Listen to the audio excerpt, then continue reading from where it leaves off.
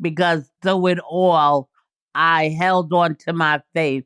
I held on to my integrity, and that I know that, like Job, and he said, though he slay me, yet will I trust him. So I trust and depend on God for everything, even from the death of my son, which was the darkest days of my life. And I think being able, going through my son's death, standing in a cemetery and watching them lower his body into the ground, helped me go through this stroke, because to me, I had already gone through the worst thing in life that a parent can go through. So it was, you know, I trusted God in that. God showed up for me in that. That my son was 18 years old and he suffered a heart attack. And most times we don't think about putting our children in insurance because we want to make sure that we have insurance. So after we're gone, the burden will be less on them. So I didn't have any insurance for my son, and I saw the hand of God, because in 2 days, without a GoFundMe page, without posting anything on Facebook, my friends raised over $10,000 towards my son's funeral. And the funeral director, so many people was calling him and telling him what an amazing young man my son was. That's Alma Thomas, a minister, educator, an author, and a stroke survivor. This is the Silver Linings Handbook podcast. I'm Jason Blair.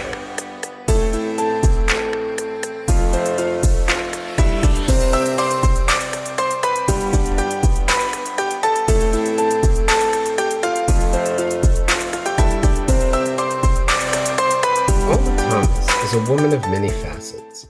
She holds the titles of ordained minister, motivational speaker, playwright, and author. Alma is also a single mother of 2 children whose son, Taichan, passed away in 2009, leaving what she describes as an indelible mark.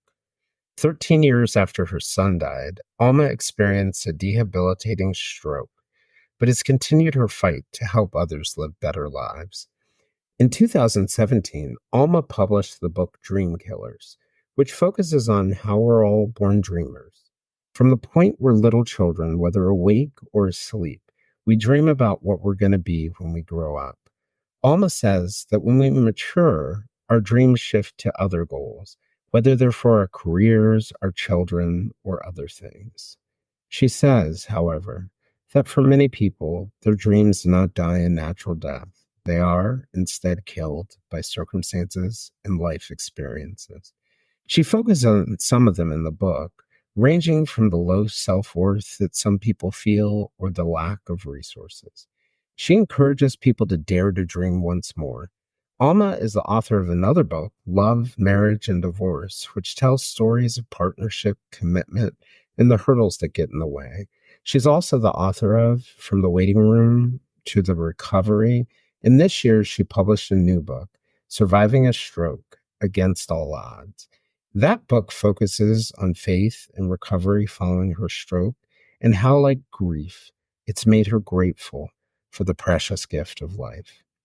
She's a graduate of Empire State University, where she obtained a bachelor's degree in human services focused on children and families. She also obtained a degree in Christian studies from the Mount Carmel Theological Seminary.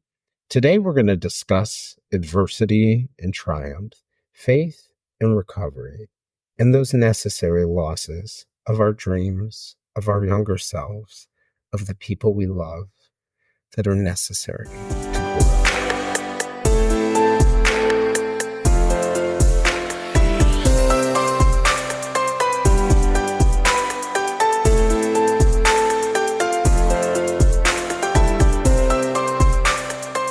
So, Alma, I just wanted to thank you for joining. I just wanted to mention, like, in listening to your story and hearing about your story and then reading some of your books, how impressed I was by, both your journey, your losses and your recovery, but also from the insights that you had for them. It is hard enough to deal with loss and recover from it, but I think it's also really hard to take it in what is relatively a short period of time and turn it into something that can help other people. Yes. So I wanted to just sort of like start off by asking you, a little bit about your journey. I know that, you had already, been an author. You grew up where you were in Long Island. You had dreams, and you you eventually you lost your son. He died. Yes. And you know, then you also had later, almost 13 years later, you had a stroke. And I was wondering what some of the similarities and differences were between the loss that came from losing your son and then the loss that comes for people that we don't think about often when you sort of lose yourself from something like a stroke.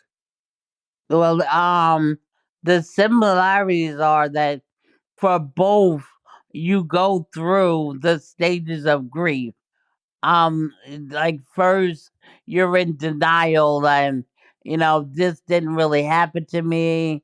Um, this is not my truth.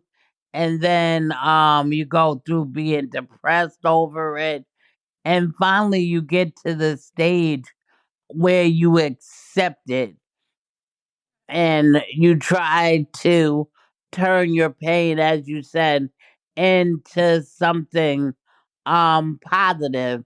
And I realized that my stroke wasn't for me, but it was for God to get the glory out of it, because through it all, I held on to my faith. I held on to my integrity, and that I know that, like Job, and he said, though he slay me, yet will I trust him. So I trust and depend on God for everything, even from the death of my son, which was the darkest days of my life. And I think being able, going through my son's death, standing in a cemetery and watching them lower his body into the ground, helped me go through this stroke, because to me, I had already gone through the worst thing in life that a parent can go through. So it was, you know, I trusted God in that. God showed up for me in that. That my son was 18 years old and he suffered a heart attack. And most times we don't think about putting our children in insurance, because we want to make sure that we have insurance. So after we're gone, the burden will be less on them. So I didn't have any insurance for my son, and I saw the hand of God, because in 2 days, without a GoFundMe page, without posting anything on Facebook, my friends raised over $10,000 towards my son's funeral. And the funeral director, so many people was calling him and telling him what an amazing young man my son was, that he took off every course that he would have made. He made no money off of my son's funeral. We only had to pay for opening up the graveside and his casket and everything. So even in that, it's like David. David was anointed king, but he went back out into the field to get some experience with God. So he knew that God had helped him fight the lion and the bear. So he knew God was going to help him with the giant. So I knew that God was with me in the death of my son. So I knew he was going to be with me throughout this stroke journey. Yeah. You mentioned Job as an example. And, the biblical story of Job was that he was so faithful to God. And, Satan came down and sort of said to God, or came down, but said to God that he bet he could break Job's faith. And God said, that, that he believed he couldn't. And, God then, allowed Satan to essentially go at Job. And one of the things like that I've always thought about, and I wonder whether you ever wondered about this, like with the loss of your son, is why would God allow his faithful, or one of his most faithful servants, to suffer like that? Because to me, he never promised us that we wouldn't go through things. And he reigns on the just like the unjust. So like people think like, oh, you love God so much. Why is it that you suffered a stroke? And I tell them that the word of God tells us many are the afflictions of the righteous, but that God will deliver you out of them all. So this life wasn't promised to be an easy bed of ease.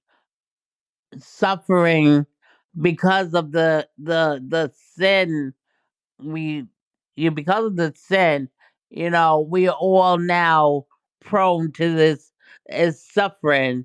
But the suffering that we go through nothing now is nothing compared to the glory that we're gonna feel after this.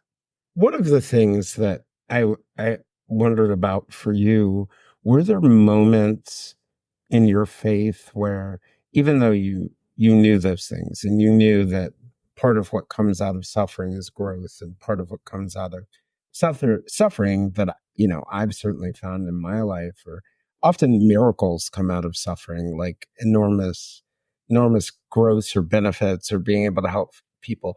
But in the deepest, darkest moments, was your faith tested at all?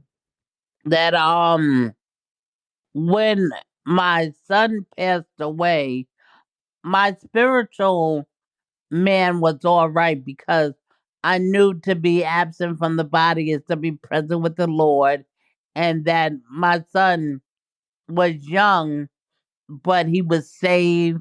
He was, prepared to go to heaven, but the mother in me wasn't doing okay. The mother in me was suffering in silence. As a matter of fact, he passed away on February 13th, 2009. On April 17th, 2009, that was his first birthday in heaven. And I was gonna unalive myself, not because I wanted to be unalive, but because I wanted to spend his birthday with him. I woke up that morning and I was like, I wonder if my grandmother is baking him a cake and the angels are singing happy birthday to him.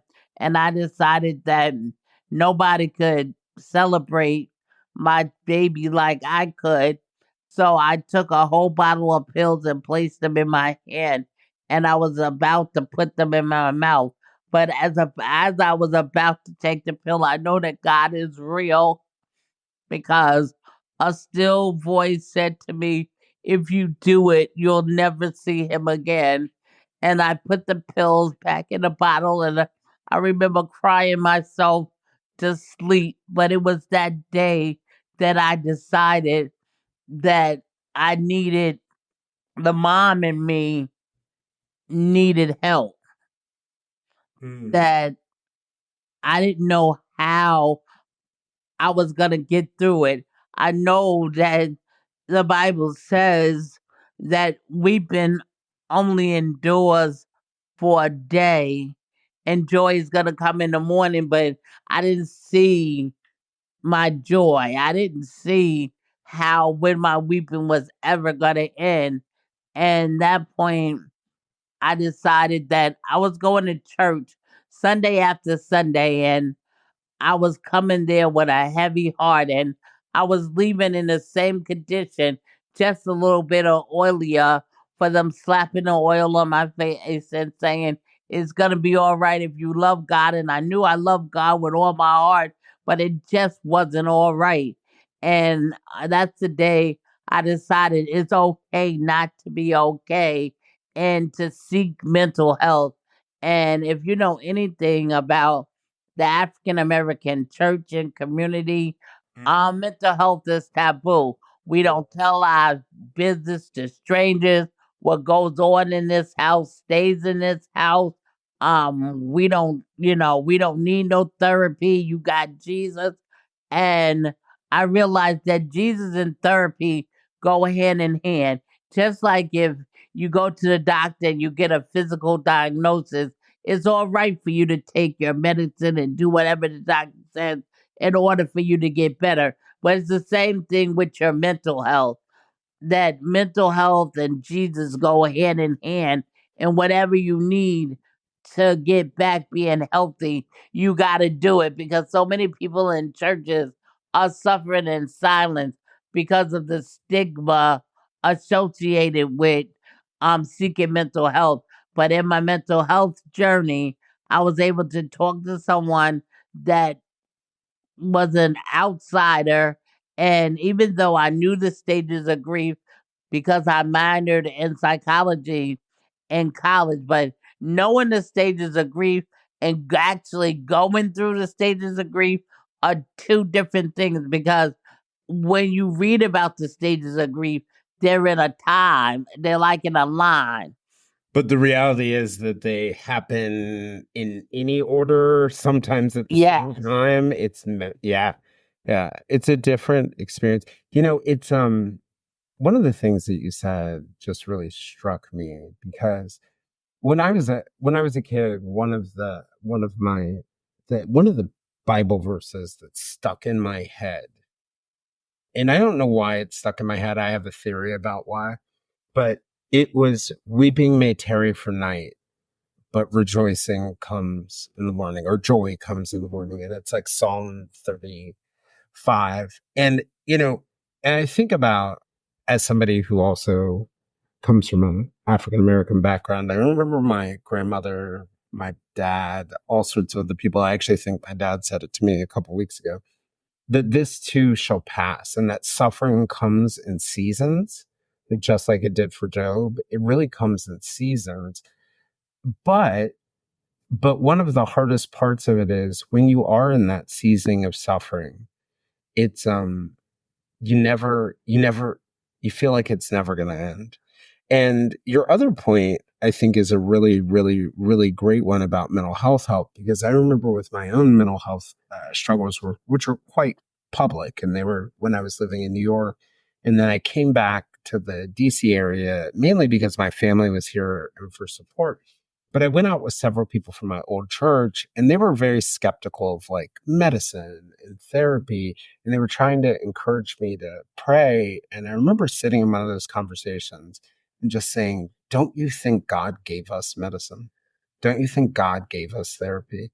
Like, it's that old story that you hear about a man, being in a flood, and he climbs to the top of the building, and a guy with a boat comes by. And the guy with the boat says, "I'm here to rescue you." And he says, "No, God will take care of it." And then, somebody comes by in a helicopter and says, "I'm here to rescue you." And he says, "No, no, no, no, no. God will take care of you." And then someone swims over to the building and says, "I'm here to rescue you." And the guy says, "No, God will take care of it." And the man dies, and he goes to heaven, and he asks God, "Why didn't you rescue me?" And God says, "I sent you a helicopter, I sent you a boat, and I sent you a swimmer."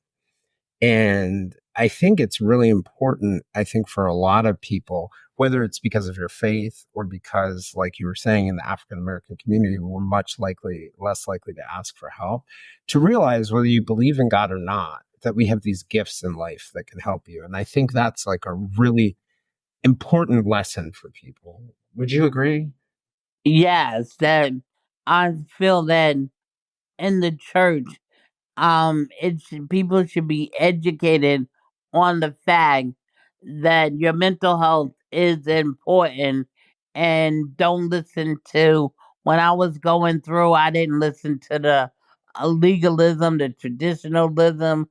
I just knew that I loved God and I needed help, and that God, like you said, God was going to send that help anyway that I needed it, but I was going to get that help. How do you feel when you switch to Geico and save on your car insurance? It's like going to work on one Thursday morning and thinking to yourself, just one more day until Friday. But then somebody in the elevator says, Happy Friday! Then you check your phone quickly and discover today is actually Friday. So yes, Happy Friday, random stranger in the elevator. Happy Friday indeed. Yep, switching and saving with Geico feels just like that. Get more with Geico.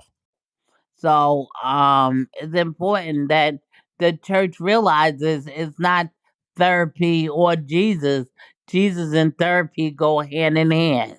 Yeah. I remember just different moments in my life where that's happened to me. I think about last year when my mom died. Somebody had noticed, like an acquaintance had noticed that I had just sort of disappeared from conversations and reached out.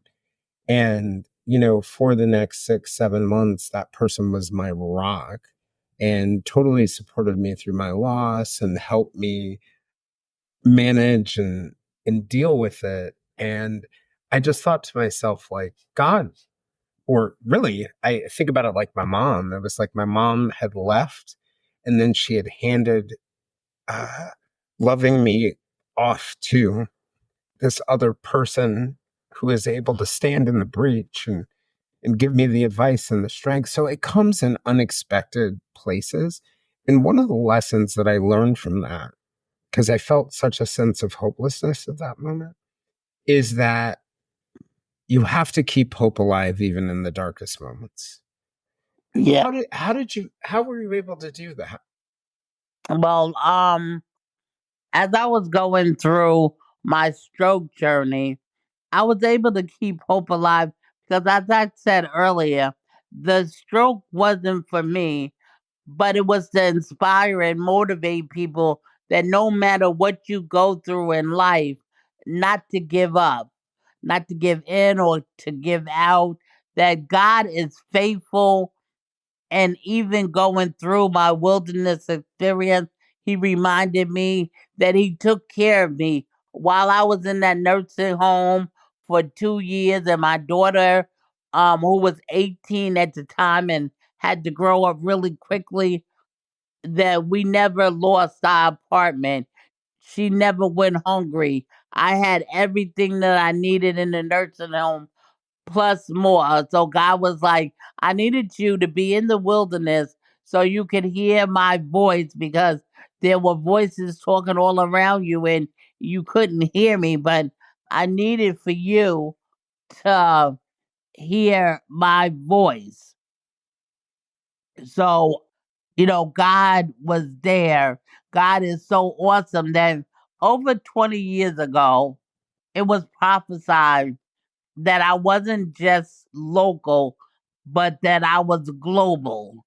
And life happened, and I'm thinking my plan is that God is going to heal me from my fear of flying, and I'm going to travel all over to China, Africa, and everywhere spreading God's word.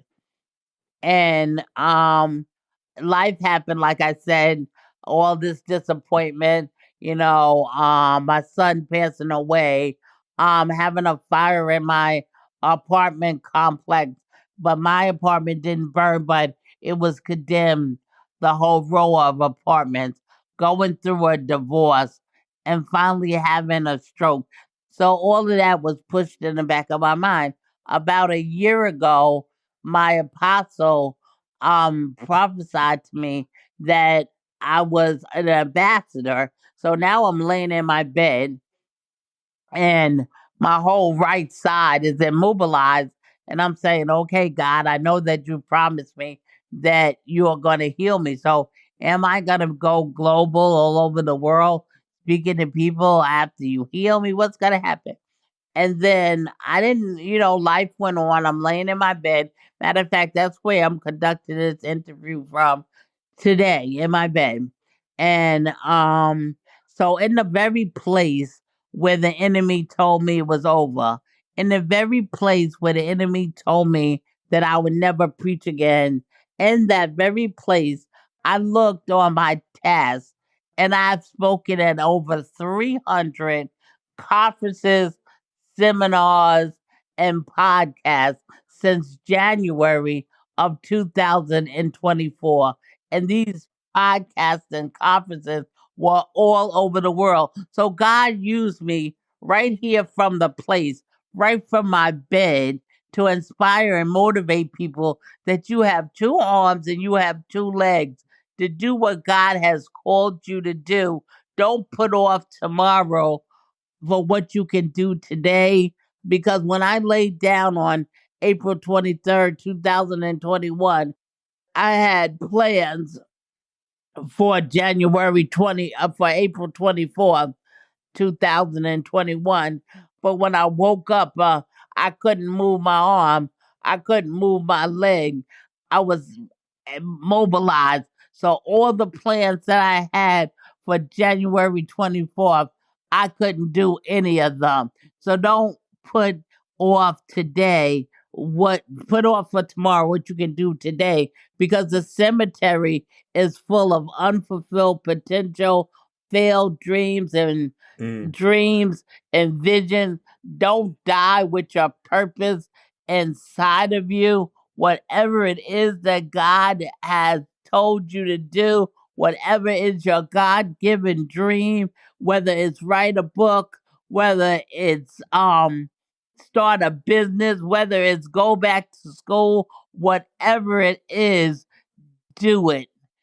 Don't let nothing stop you from living your God driven life.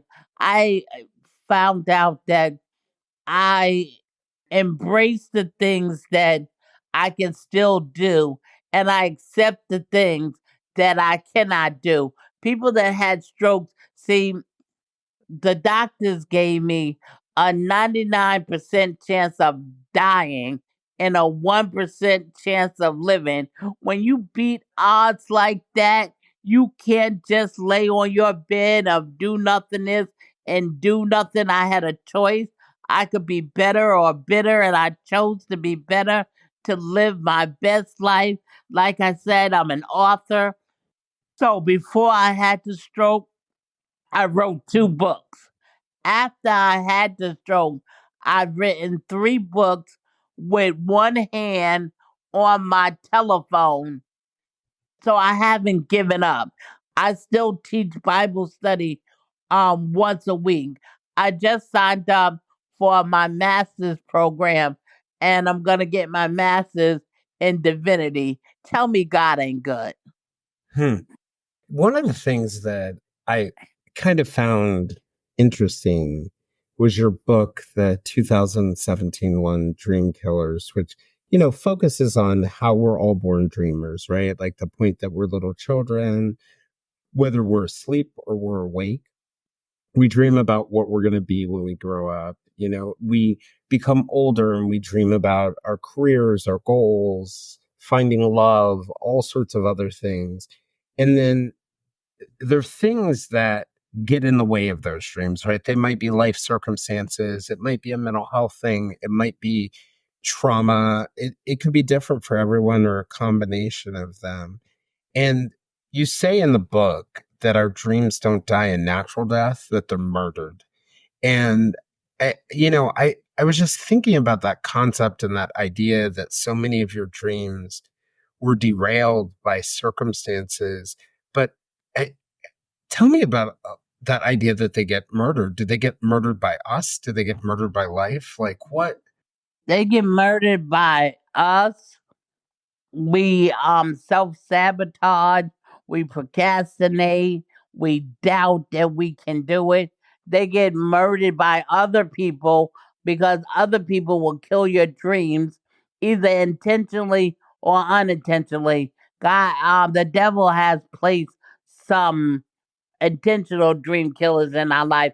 But then there's the unintentional dream killers that state the obvious, but they make you begin. Like you'll say, I want to go back to school, and they'll say, aren't you too old to go back to school? And then you'll begin to be like, yeah, I am older than the average freshman.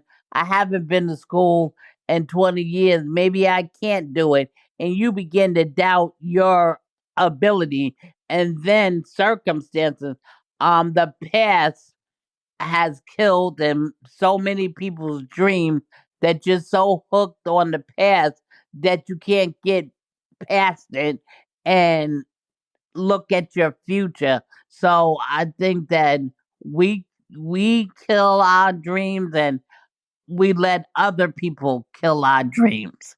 Yeah. And, but, like your case, like in thinking about your life, yeah, so many obstacles and roadblocks and some dream killers that definitely were not by your hand, but it got me thinking, like one of your books, Love, Marriage, and Divorce. I often find like loss can be cascading. Like sometimes when people lose a child, it creates challenges in their marriages that are so difficult that it's almost, you know, too hard to overcome. That it can be a spiral over time that's very hard to figure out how to get out of. And I think that being true from everything from drug addiction to mental health challenges. Like how do you break out of the spiral and keep it from being like a domino where one domino falls and then a bunch of others fall? Then like I said, I life happens, but you can't allow circumstances to kill your dreams, to stop you. You gotta continue no matter what. You gotta keep on reaching for your dreams because circumstances is gonna happen. It's just like if you planned a trip and you make a wrong turn and you miss your turn, you don't pull over to the side of the road and say, I'm not leaving from this spot because I planned to make a turn back there and I missed it. So I'm sitting right here. No, you put it into your GPS system and the GPS system says rerouting, rerouting. Well, that's what happens with God, that we have plans and we plan to do something this way, but God puts it in a GPS system, rerouting, rerouting, and we get to our destination just not the way that we planned. Our current situation is not our final destination. This is not the last chapter. And maybe we're not always aiming for the right destination, that we were meant to be somewhere else. One of the things I was curious about, so I think a lot of people cannot imagine the loss of a child, right? And I think like, you know, everybody goes through the loss of a parent, and that is probably, like you can never replace a parent. You can never, it's earth shattering and life changing.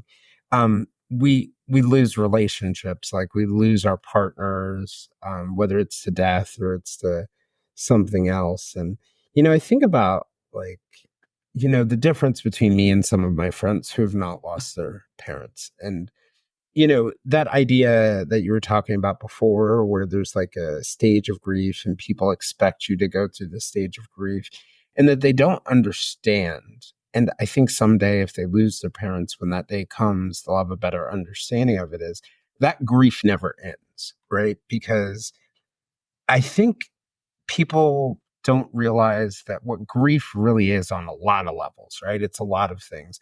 But one of the things that I've learned it really is that it's love that has nowhere to go, right? But you can take that love and you can find opportunities because, one of the things that I really believe is that when you suffer loss, it helps you better understand other people's losses. And when you understand their losses, it helps you love them more. And I think about something like losing a child, and I cannot imagine what it's like, but I also cannot imagine how it has an opportunity to build so much compassion and ability to help others. So for you, what was it? What was it like? And then how did you find good that could come out of it? And what advice would you have for people who go through losses like that? So this grief that never ends you can find peace in it, but also find good in it. Well, I turned my pain into passion after my mental health journey. I started a scholarship in my son's honor, the Tyshawn Friends and Family Scholarship. And to date, we've given out 17 scholarships to African American boys of single parents who have been accepted into college. And we give them $500 that they can use towards their books or anything that they might need. So you have to find a way.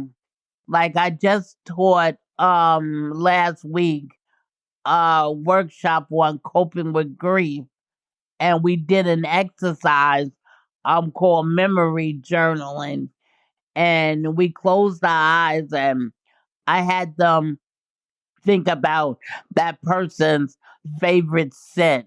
I had them think about their favorite color, their favorite holiday, and you write it down, and that helps in order to deal with those emotions.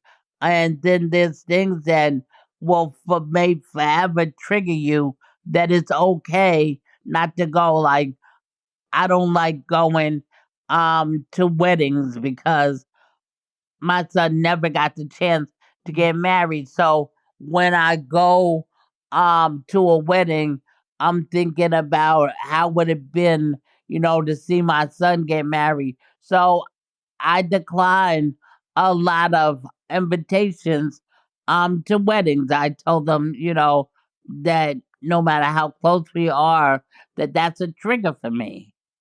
So you have to be honest with yourself and others about your triggers.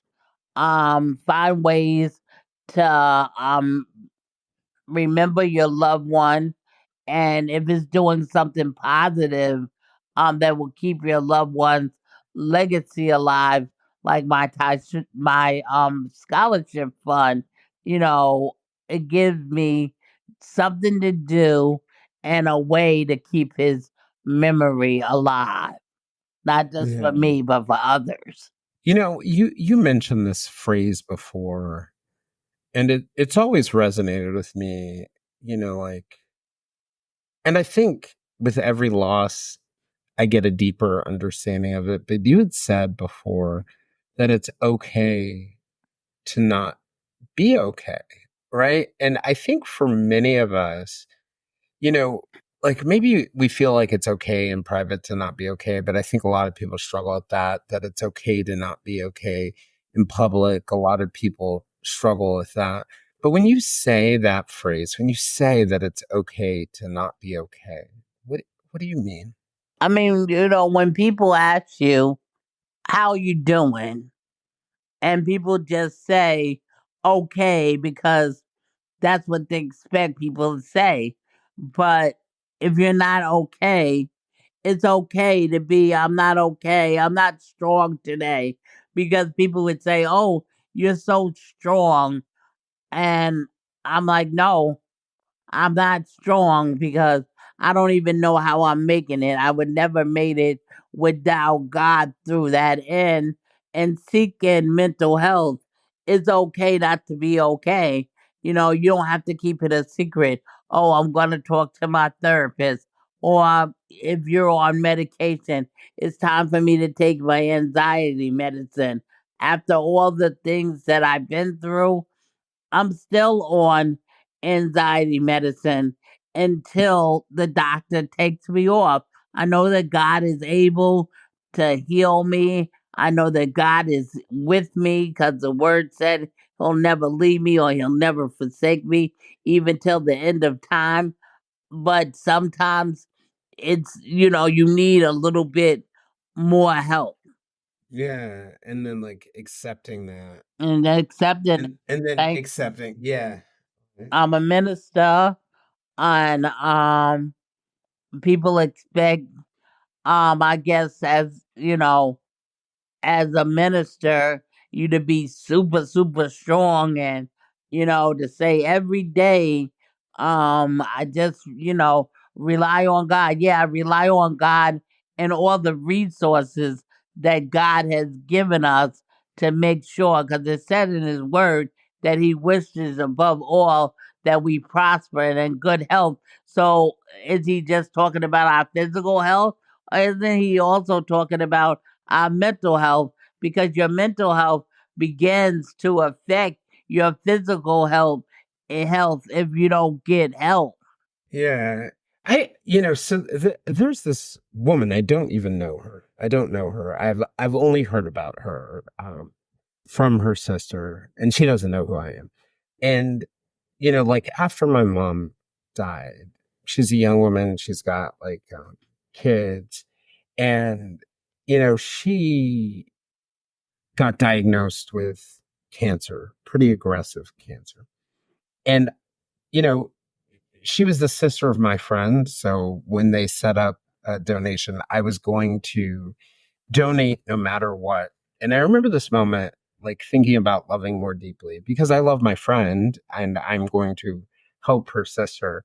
But I remember thinking to myself, like in one moment, after I had donated, where it was like, I cannot imagine her children losing her at that age, like, like, um, like I lost my mom.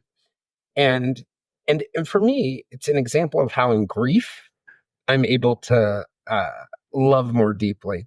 And this woman in the updates that she gives, like through the GoFundMe campaign, was very open in one update recently where she talked about her mental health. And she actually is a mental health professional. And one of the things that I said to her is, I'm going to pray for like strength in her healing, and that we need more people who are willing to be open about their mental health struggles, because we have that same bias in the mental health community where therapists will not talk about them not being okay. And I was so grateful that she had the courage to share that. And I just think about something like the loss of my mom allows me to love this person I don't know more deeply, and she's going through her own trauma and her own difficulties that allow her to love other people more deeply and send this positive message. And I just think about that piece of it, that powerful, unbelievable piece of it, that all this joy and love comes from loss. Like, that is amazing to me. And I think about your story, and it's a very similar thing, like so much love and joy. Yes, especially this last loss, the stroke, because I can inspire and motivate so many people when they look at the fact that I've been through all of that and I'm still standing, that I've been through the water, but the water didn't flood. I didn't drown in the water, that I'm still standing. So I thank God that He chose me for this Job experience to go through and for Him to get the glory, because and everything I do, I let people know that if it wasn't for the love of Jesus, if it wasn't for God being in my life, I never would have made it through these things. It wasn't through my own strength that when I felt like giving up, when I felt like throwing in the towel, God wouldn't allow me. He held me close so I wouldn't let go. So I thank Him for this experience. I thank Him for using me and using my life to motivate and inspire people to never give up on their dreams. That no matter what you go through in life, what the circumstances look like, what the situation is, don't give up on your dreams. Don't give up on God because He's not going to give up on you. Jeremiah 29:11 says that God has a plan for our life, a plan to do us good and not evil. So I thank Him for the tears. I thank Him for the valleys, because if I had never been in the valley, if I had never had any tears, I wouldn't be able to tell you that I know that you can make it through the death of a child. You can make it through a fire. You can make it through a divorce. You can make it through a debilitating illness, and you can still show up and show up at your best you that you can be. So yes, yes, yes. I thank God for my struggles. I thank God for my tears, my fears, everything. I thank Him for her. Is there something that you can think of for people who don't have faith in God and who aren't um, ready to make that connection? Is there something they can hold on to? They can hold on to their memories.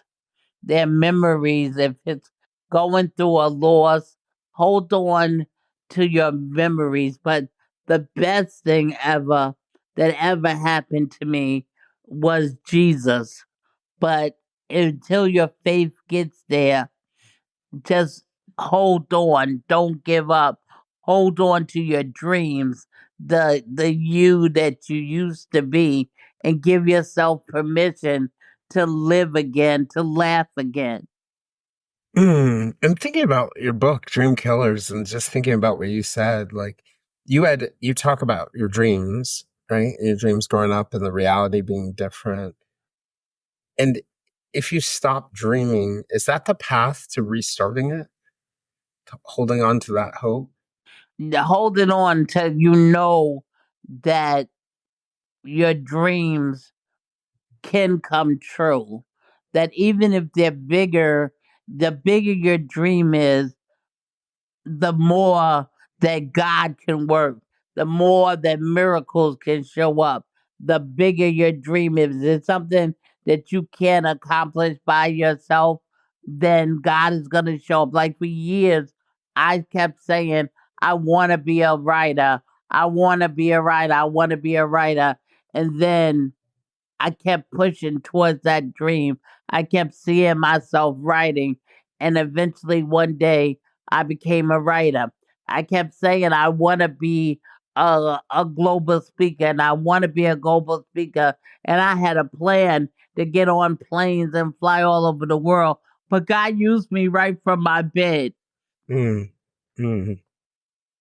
One of the things I wanted to give you a chance to, just thinking about like your journey and holding on to your faith and giving so much love to the world and accomplishing your dreams. It's so impressive. I just wanted to see if you had any closing thoughts for people or things that when they're not strong that they can hold on to. Well, I don't know if it's. I have just one last thing to say, that talking to the dreamer in you, even those dreams that you rocked to sleep, you thought that you could ever have. You remember when you were a child and you would do something because your friend dared you to do it, and you would come home and your parents would say, "Why did you do that, Jason?" And you would say, because so and so dared me." And they would say, "Well, if they dared you to jump off the roof, would you jump off, or jump off? Oh, yes, I've heard that one Would you a number of would you times. do that?" So on today though, I double dog dare your listeners to reach deep inside of them and awaken the dreamer. I dare you to dream again on today. Yeah, and that makes complete sense to me. Well, I just wanted to thank you for coming on, and I appreciate what you're appreciate you coming on, but I also appreciate what you're doing for the world. Like these are the kinds of words that can heal and that can help, and I really hope people get this out of those conversations. So just thank you, Alma. Thank you for inviting me on today and allowing me to share just a portion of my testimony and give all glory to God and to let people know that your current situation is not your final destination. Don't never give up. Right, right. Well, thanks again. I'm looking forward to what's next in your journey. I want to let you know about a true crime podcasting meetup that we're going to be holding at the Hotel Ivy in downtown Minneapolis on Saturday, December 7th from 10 a.m. to 5 p.m. We'll be doing a live show with some great true crime podcasts, have guests from the forensic science firm Othram and the Gabby Petito Foundation, advocates, and some fun events. We're also going to do a live investigation into an actual case. If you're interested, you can go to our Facebook page to find the event sign up or to www.silverliningshandbook.com to sign up there. There's no cost, and we hope to see you. If you'd like to join me and other listeners for discussions, we can be found on most social media platforms, including a listener-driven Facebook group called the Silver Linings Fireside Chat. For deeper conversations with our guests and live conversations with other listeners, you can join us at our Patreon at www.patreon.com/the Silver Linings Handbook. Not only does joining Patreon help support the podcast, there's also exclusive content for all of you to enjoy. I'm Jason Blair, and this is the Silver Linings Handbook podcast. We'll see you all again next week.